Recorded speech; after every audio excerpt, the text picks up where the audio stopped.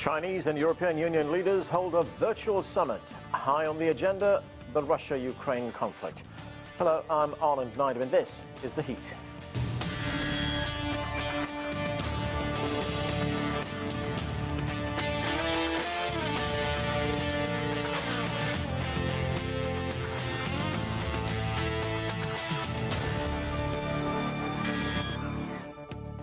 European Union and Chinese leaders disagreed over how to respond to the Ukraine conflict. Chinese Premier Li Keqiang told EU leaders that Beijing would push for peace in its own way in Ukraine after Brussels pressed for assurances that China would not supply Russia with arms or help Moscow circumvent Western sanctions. CGTN's Dan Ashby has more in this report. The EU called it a wartime summit over a conflict that they say has become a defining moment for the world.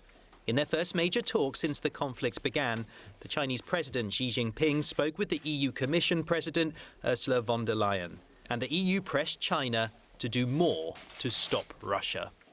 China cannot turn a blind eye to Russia's violation of international law, and these principles are enshrined in the UN Charter and principled sacred to China.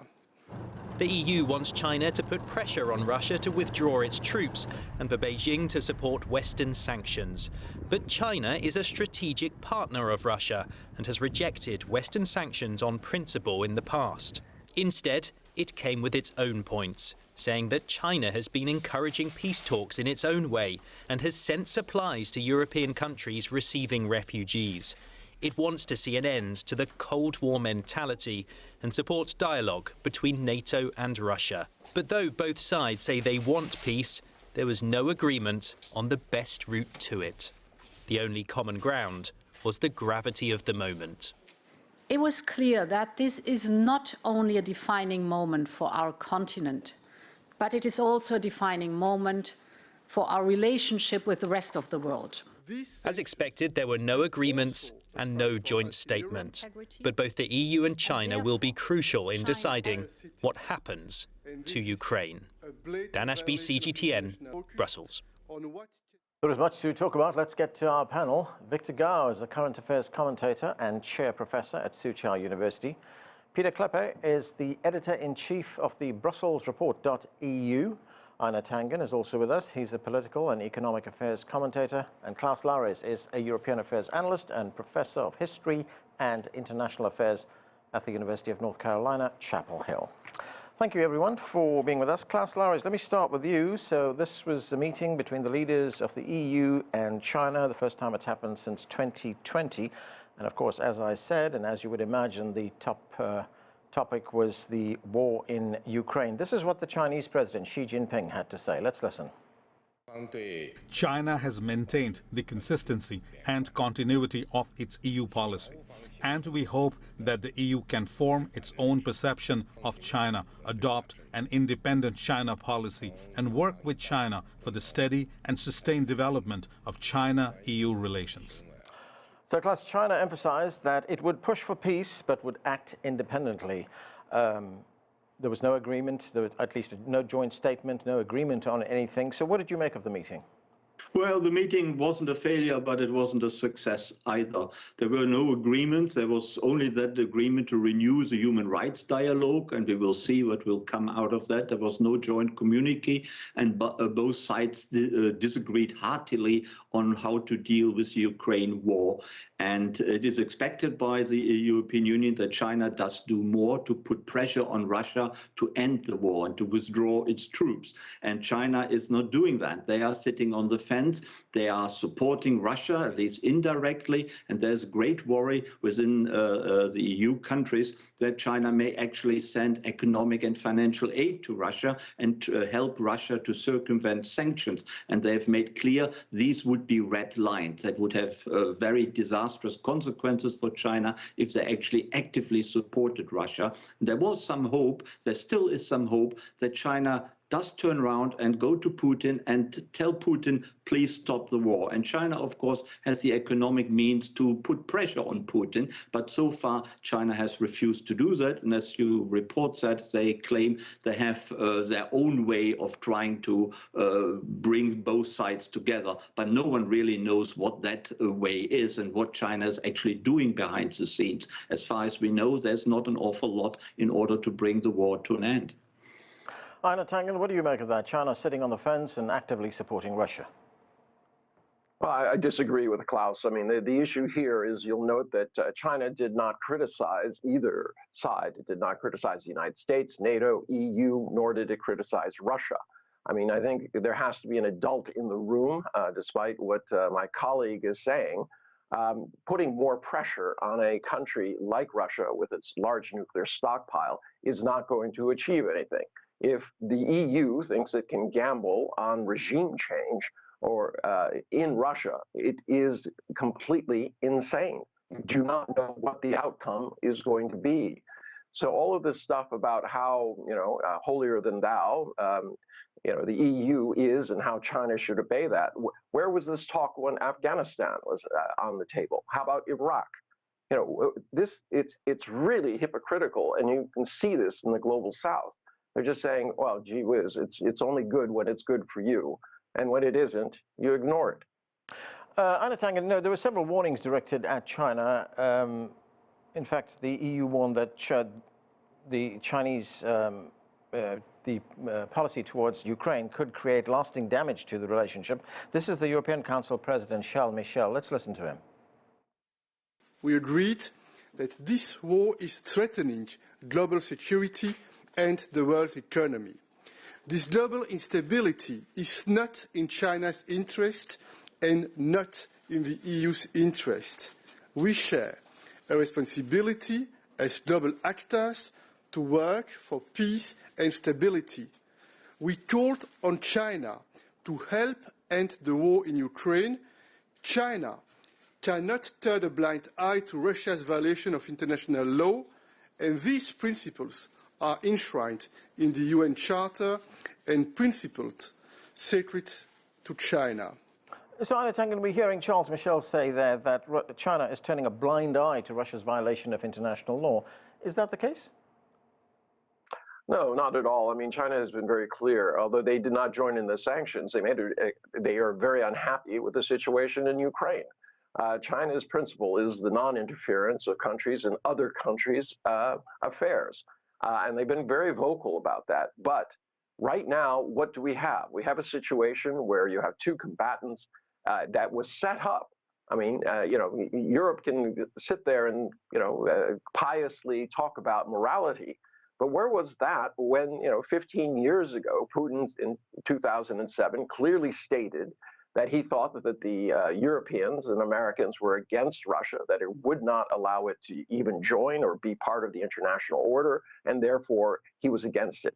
I mean, there have been 5 times when previously Soviet bloc states have joined NATO. Every time Russia has expressed its dissatisfaction and actually going to this, taking physical, security action with that. So, where is this in the conversation? It's always blithely ignored by the Europeans. So, there is this kind of state of hypocrisy, this idea that, we are holier than thou, and it's not going to solve the situation. You have the idea of trying to get peace is something everybody supports. But China joining in and trying to thrash, Putin into leaving office or collapsing the Soviet economy, right, that is not a mature thing. Klaus, a response from you, if you could be brief, please. Yes, Putin does have some serious security grievances, but you do not address grievances by invading a foreign country. He is pursuing a war of aggression. This is not justified under any circumstances, whatever his grievances may be and how justified or not justified they are. You do not bomb civilians, you do not bomb hospitals and kindergartens. All right, Klaus, let me ask you this very quickly. Could this war have been avoided if Ukraine had just said right at the beginning, when Putin was asking for it, declared its neutrality, said that it would not join NATO? Possibly, yes, it possibly could have been avoided. Ukraine could also have done, said we will never join NATO and offered a security treaty about that, a proper legally binding treaty. Yes, lots of mistakes were made. However, that does not excuse the invasion of another country. It does not, certainly not excuse the bombing of civilians. And of course, what we now, everyone wants to have the war finished, including China. Of course, this is correct. But China has it in its power to do something, not to bring about regime change in Russia, not to bring down the Russian economy, but to make Putin withdraw his forces. That is what we want to see. We want to see a ceasefire and an end to the bombing of civilians and the destruction of cities. That is the first goal, and I think China should contribute to that, like everyone else, of course. Pieter Cleppe, the Chinese Premier Li Keqiang, he told EU leaders that Beijing would work hard for peace, but in its own way. And listening to the conversation we've had so far, Europe got itself into this, NATO got itself into this, now they're asking China to bail it out. Well, it's clear, I think, that China is hoping that the war just goes away, but it's not going away. Putin is in a corner and he can't just return to Moscow with empty hands, so he has to continue from his own perspective, which is, of course, terrible. What European leaders are noticing is that whenever there's some kind of a joint statement or a joint initiative by China and Russia over the last month, you see that Russia is becoming more confident. So even if China wants to sort of stay out of this, it does have an effect on, it does have influence in Moscow. At the summit, the EU leaders were trying to achieve two things. First of all, that China does not help Russia circumvent the sanctions. And secondly, and this would be even worse, of course, that China is not providing military support to Russia. It's not clear what was exactly agreed or said, but there's strong speculation that China has refused to give guarantees in that direction. Ideally, EU leaders would, of course, see China putting pressure on Russia to pull out of Ukraine altogether, but they know that's not very realistic. Right. Peter, there is, of course, one other dimension to this relationship. The EU trades more goods with China than it does with any other country. Could that be affected? Ms. von der Leyen, the Commission President, has explicitly listed and highlighted how the China-EU trade is, I think, 6 or 7 times bigger than the China-Russia trade. I mean, this was a clear signal that, look, I mean, we are actually ready to consider sanctions on China in case China would cross these red lines that we are setting, that China should not be helping. Right, so is the European Union saying this is a zero-sum game? You either trade with us or you trade with Russia.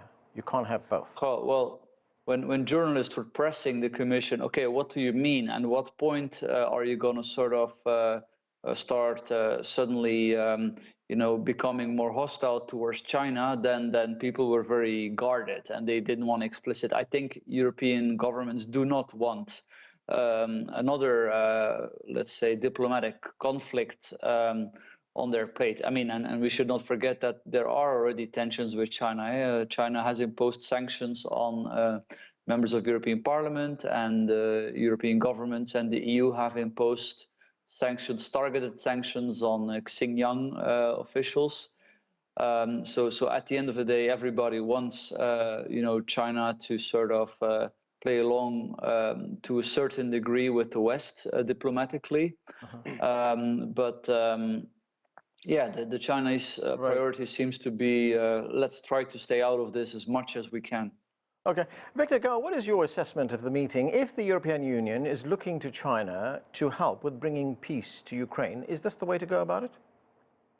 Allow me to make several points. I think to make peace as far as the Ukrainian situation is concerned is absolutely the most important thing in today's world, and every country needs to do the right thing. Secondly, EU and NATO, as far as their memberships are concerned, very much overlap with each other. So when you talk about EU, you are really dealing with NATO member states at the same time. So they have a vested interest in this war, and NATO expansion was generally blamed as one of the fundamental reasons giving rise to this war in Ukraine. So they really need to do a lot of soul-searching as to what really caused this outbreak of hostilities involving Ukraine. And at this particular juncture, just to accuse Russia will not solve the problem. If EU really want to wrap up the war in Ukraine with minimum civilian loss of life, then EU and China should work together, because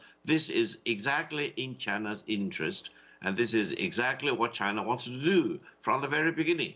From February the 24th, China has chosen peace. China believes by choosing peace and promoting peace is on the right side of history. So you cannot just say, okay, let's promote peace, and while you keep providing more firearms and weapons and all kinds of offensive systems to Ukraine, this will not achieve peace. This will really urge more civilians in Ukraine to die. For what purpose? It's not for constructive purpose. And fundamentally, I think EU and NATO should realize that by excluding Russia, there will be no lasting peace in Europe. So sooner or later, you need to engage with Russia. Another thing which EU, I think, is really ending on a very hypocritical note is that if they want to sanction countries which are dealing with Russia today, sanction Germany, sanction Italy, sanction UK. All these EU countries are dealing with Russia as we speak. They are still pouring billions of dollars to Russia. Why don't they sanction themselves? So how can the rest of the world expect that you are talking about 30 countries in the world which are sanctioning Russia? That means there are about 170 other countries which are not joining the sanctions against Russia. And those countries which are sanctioning Russia are still keeping lots of their businesses going on with Russia. So I think the key right now for EU, for China, for all those peace-loving countries in the world is to encourage de-escalation in the war in Ukraine. De-escalate, de-escalate, de-escalate, rather than, expecting in a very false way that anyone or any country picking up the phone to call Russia or President Putin will achieve withdrawal of Russian troops from Ukraine. That's not realistic. Right, Klaus Larres, doesn't Victor Gao make a fair point there? The EU is asking China to join in these sanctions against Russia, but at the same time, there are many European countries that are exempt from these sanctions and are actually doing trade with Russia right now. Well, that needs to be condemned, of course, and there is a problem. As you know, there's a severe discussion in Germany, for example, but also other Western countries, what to do about gas and oil deliveries from Russia to Western European countries. And the United States, as you know, is putting pressure on these countries to stop that. And Russia itself is also trying to put pressure on Germany, for example, threatening to stop these deliveries. But in principle, I agree with Victor that the US and China should work together, and the whole NATO alliance and China should work together. But the summit which we had today, that was a chance to do that. And obviously China refused to work together regarding Russia. The summit was convened to see whether something could be done in terms of cooperation, but nothing came out of it. And I think China may be missing the bus on the international scene. All right, Klaus, let's listen to Klaus. I want to get back to you, but let's listen to what one of the Chinese spokesmen had to say. Let's listen to this. There is no limit to China-Russia cooperation, no limit to our efforts to achieve peace, safeguard security, and oppose hegemony. China-Russia relations are not aligned, non-confrontational, and not targeted at any third party. So that was Chinese Foreign Ministry spokesman there, Klaus, talking a few days ago. But is it the fact that China will not cooperate with the EU, or is China saying we are on the same page, but we have our own way of doing these things? Klaus. Yeah. Yes, the Chinese are, of course, saying they want to have an end of the war, and they have their own way of doing it, but we haven't seen anything. And I think we all agree here that an immediate stop of the violence, a ceasefire, is required. And I think everyone should contribute to that. And while the Chinese government is rhetorically saying the same, but they are not doing anything in practice, because they do have the leeway, particularly the economic leeway, on Russia to put pressure on Putin. And that doesn't mean regime change. It means stop the violence, withdraw your forces, because we are talking about Russian aggression. The Russians invaded. They started the war. So they have to stop the war and they have to withdraw. And I think every country in the world which has some sort of leeway on Putin, some sort of potential to put pressure on Putin, should use that pressure. And then afterwards we can talk about how to engage Russia and what sort of peace element and peace we can, and future European security architecture we can design. But the first step really is to withdraw forces and have an end to the violence. And I think China is really asked here to do its bit. And it would be good for China's international image. If China turned around and became the peacemaker, making sure that forces were withdrawn, it would be applauded globally. And I think China is missing the bus here by not doing so. And I feel personally, I think this is a sad thing to do, not to do its best to bring about an end of the violence and bring about a ceasefire. All right, Einar Tangen, the EU commissioner, or the commission head rather, Ursula von der Leyen, she also warned China that it would suffer what she called major reputational damage if China is not more forceful in its condemnation of Russia. And as we had Klaus tell us a moment ago, the EU wants China to help bring an end to this war. But if we look at what Europe is actually doing right now, if we look at what the United States is doing right now, they're not making attempts to bring this war to an end. They are pouring more weapons into this war. Yeah, well, pouring gasoline on something, on a fire, and then telling somebody else to put it out doesn't seem very helpful. Nor does this kind of, we're the, previous colonial powers talking about red lines. I think people in China remember those red lines in terms of how they were carving up parts of China as under their domain. This is, China is, no one is saying that China is not dedicated to peace. It's just that, the US and EU say you have to do it on our terms, you have to back our play, despite the fact that we are responsible for this. You still, my colleague still hasn't answered the hypocrisy of the fact that EU and US are saying, oh, everyone should stop doing this, everybody else. But while the EU continues to trade with Russia, you can say, oh, everyone should condemn that. That is not an answer. All right, you're asking China to do extraordinary things. China is trying to de-escalate the situation by saying, look, we don't need to condemn each other. If we're going to bring people to the peace table, all right, the negotiating table, it doesn't do any good to vilify either side.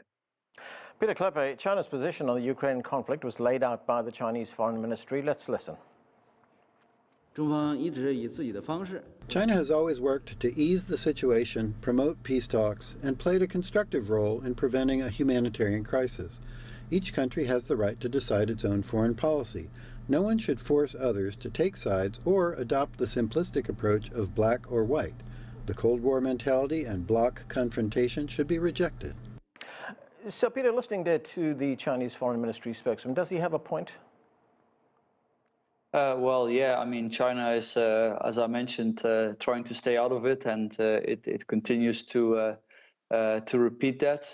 Frankly, I think the criticism or the remark that this is a diplomatic opportunity for the country, I think it's a very good point. China could try to do more. It does not necessarily have to follow all the suggestions of the West, but it could try to try to change the image that it's merely backing up the Kremlin, which is also not the case. I mean, China, if it has been backing up Russia, it has done so very half-heartedly, and it's clearly not happy with this war. Okay. Victor Gao, I've only got about a minute left, but I want your response to something that the Latvian Prime Minister said. It was a very blunt statement from the Latvian Prime Minister. He said, and I'm quoting here, "Throw in your lot with China, which is waging war against Ukraine, bombing women, children, hospitals, or find a way to work with Europe, with the United States, and with Western democracies." How does China view statements like that? Well, first of all, there are politicians in Latvia who are becoming very and extremely anti-China, anti-Chinese, anti-one China policy. And this is very dangerous. I hope EU or even NATO will not be hijacked by such extreme anti-China sentiments and positions from Latvia. If this trend is allowed to continue, it will really throw a wedge into China-EU relations. And China-EU relations is not one-sided. It's not creating all the benefits for China. It is creating benefits for both EU and EU members as well as China. And at this critical moment of war and peace involving Russia and Ukraine, anyone to push economic cooperation between EU and China into an abyss will be judged by history as a criminal in history. Klaus Larres, President Xi Jinping pointed out that the Ukraine crisis has come on top of the other problems that the world is facing right now, a faltering global recovery as well as the pandemic, which continues. So how important is it for these two sides to resolve their differences sooner rather than later? Well, very important. We have really a triple crisis. We have the pandemic crisis still. We have an economic crisis. We are still not properly recovered from the pandemic. And we now have that devastating war in Ukraine. And I think what is often not realized around the world, how shocking that war is to the European public. It is not just a war, a little war. It really goes to the fundamentals of European security as it has been understood since 1945, since the end of the Second World War. And all that talk about the possibility of a third world war, that shows how worried people around the world, and particularly in Europe, are. And I think we need to take that seriously and therefore try to stop this terrible war as soon as we can. And all sides should cooperate to bring that about and not think of their own national self-interest in this instance, but to finish the war as a first step. And then we can see about the future and the future security structure after that war has been stopped. Right, Klaus, I mean, one can understand the concern in Europe over this war, but Russia did present a very comprehensive plan for European security in December of last year. It laid out a whole series of ideas on how to achieve that. There's never been a response to that. Yes, absolutely. And I think, and I said that at the time, and I wrote about it, many chances have been missed. It should have been taken up. Putin's grievances should have been taken seriously, clearly. However, whatever political grievances you have does not justify to invade another country and bomb cities and civilians. That simply is inexcusable. But of course, mistakes were made, lots of mistakes. But it still doesn't justify to invade and have a war of aggression against a foreign country. Okay, we have to leave it there. Time has caught up with us. Thanks to all of you for being with us. That's it for this edition of The Heat. I'm Anand Naidu in Washington, D.C. Thanks for watching.